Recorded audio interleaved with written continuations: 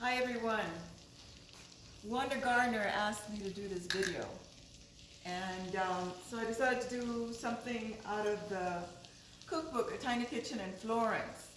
And I thought the most useful thing to do is to show you how to make a basic sauce. Basic tomato sauce made with fresh tomatoes. But then I wanted to show you also how you can make it something else, like a sauce with shrimp in it, frutti di mare, for example. You know, I had wanted, because it was so close to Valentine's Day, to show you how to make one of these incredible chocolate flourless cakes as they make in Naples and in Capri. It's called torta caprese. You'll have to look it up in the cookbook. It's made with almonds. The flour is really the almonds. But it's too involved because you have to whip up egg whites, because in Italian recipes you don't use baking powder, baking soda and those things. You whip up egg whites and you fold them very carefully into your dough. So anyway, here is what I'm making. I've made the shrimp already. I've made them apart, just in case we want to use shrimp in our sauce. And I made these by browning some sort of very thin slices of garlic, about 2 cloves of garlic in here. And then I browned. When they were brown, I started browning the shrimp in there. But I'm going to do a fumet with white wine before I take them out. Should be very hot before I do that. So let me warm it up a bit. So in the south of Italy, as you all probably know, it's Mediterranean diet, that is olive oil, capers, anchovies, fish of all kinds, and very fresh. I really miss that. But we do what we can do.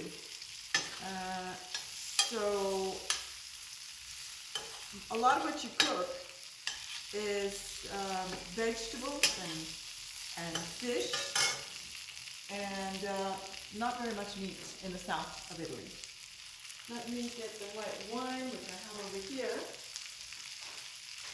And it's just a splash that you need. I always have a bottle of white wine handy for something like this. So you let it evaporate.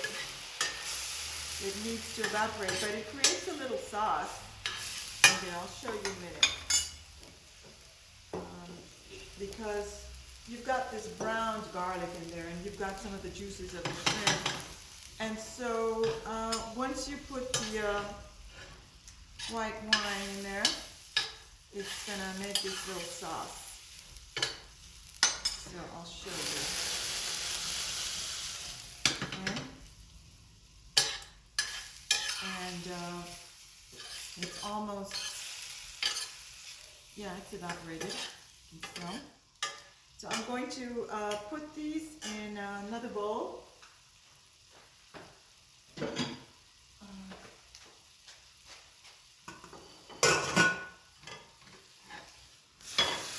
Right here.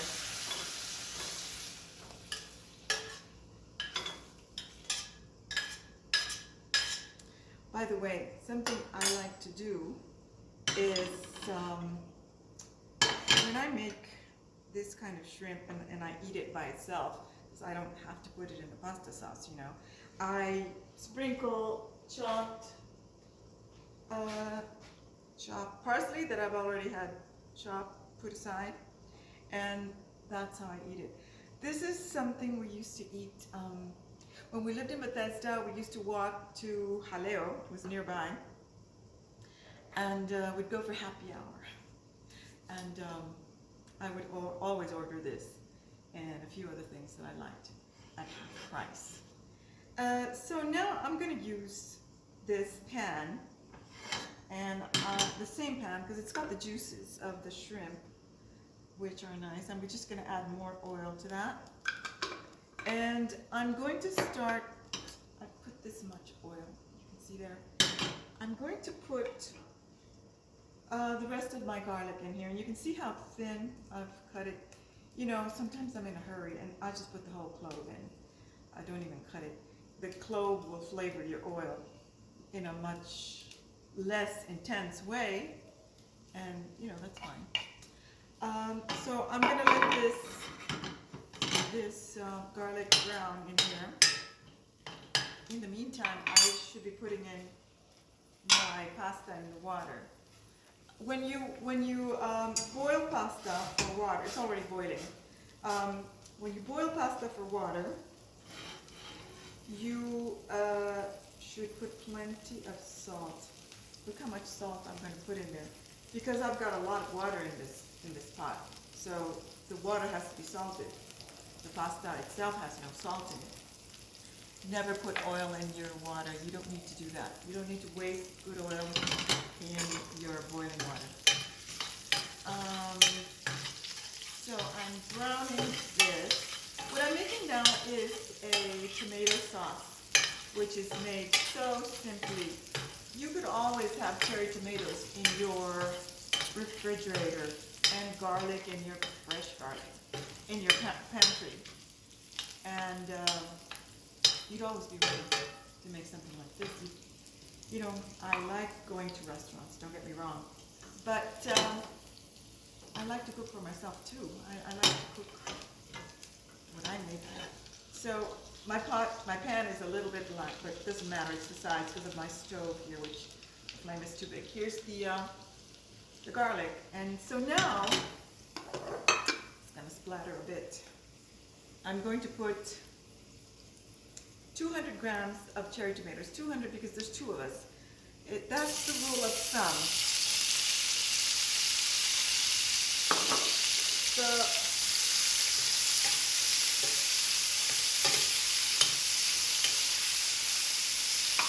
And I'm going to add salt to this.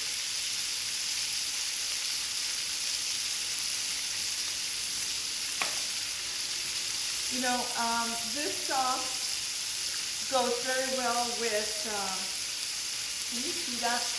That's peperoncino. It's Italian pepper flakes. My husband's not watching, so I'm going to put just a little bit.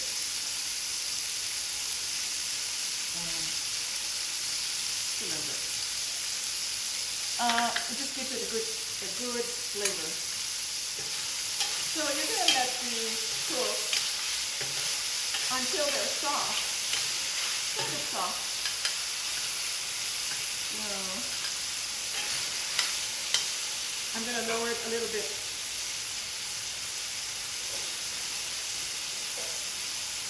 But the pasta has to go in. And I have 200 grams of pasta. The rule of thumb with pasta also is that you lower this. Once the tomatoes are fully, you know, they've been heated, when you put them in, you lower this. So, as I was saying, for pasta, the rule of thumb is 100 grams per person. Now, let's say you have 5 people coming to your table. You're going to cook 500 grams, right? Well, if you have several courses and pasta is your first course, you might want to make less. Because, especially the women, they're going to howl. They're going to say, I can't eat that much pasta. So, you might want to make less than that. But that's the rule of the thumb. And, you know, Italians eat pasta almost every day. It's a different sauce every day. Different delicious sauce.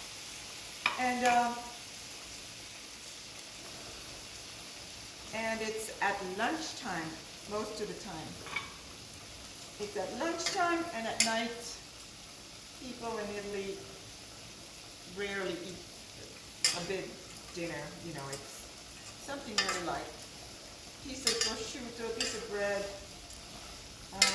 really not much. So, another thing about pasta is that with pasta, I know I've seen it in some restaurants in the United States and even here in Mexico. I'm in San Miguel de Allende right now. They'll put a plate of pasta with a big leg of a thigh of chicken or something on the side of the plate. That's another thing, that's another quirk of Italians. They don't like that. You get your pasta dish first, and next comes your meat or whatever, and that comes on a separate plate. That would be called a real faux pas, to find a piece of meat on the same plate with your spaghetti. And I know that in the United States we have spaghetti and meatballs, but that's a very American thing. It came to New York with immigrants from Sicily and south of Italy, and many of these immigrants were mostly men that had never cooked in their lives, so they came up with these dishes. They're delicious, but you won't find spaghetti and meatballs in Italy. You'll find meatballs served on plates. You know, I've seen them served on a plate like this in an incredible tomato sauce, giant meatballs, and that's in my cookbook too. And then you'll have, this will come second. This will be your meat dish, these meatballs. The first dish will be the pasta, the spaghetti. Now this spaghetti is going to take a little bit of a while because these are durum wheat. This is durum wheat pasta, which takes a while to cook. So we do want it to be al dente, but we don't want it to be where it's cracking on your teeth. So, like they say in Italy, pazienza, pazienza. It'll be ready in a second. In the meanwhile, maybe you can tell me what you want to do with this sauce.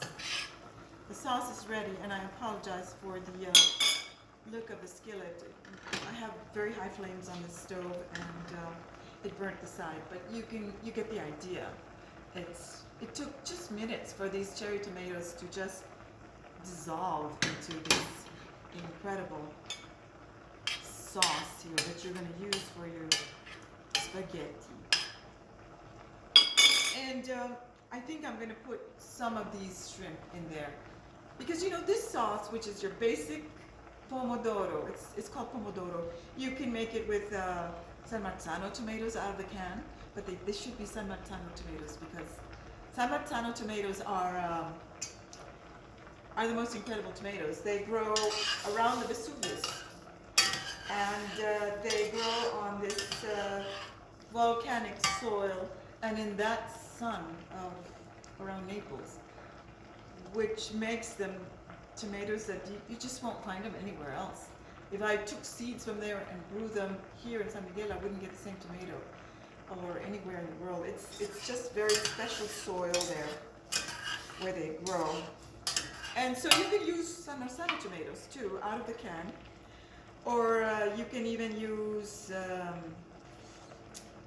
passata di pomodoro, which is just ground up San Marzano, and it's rich and good.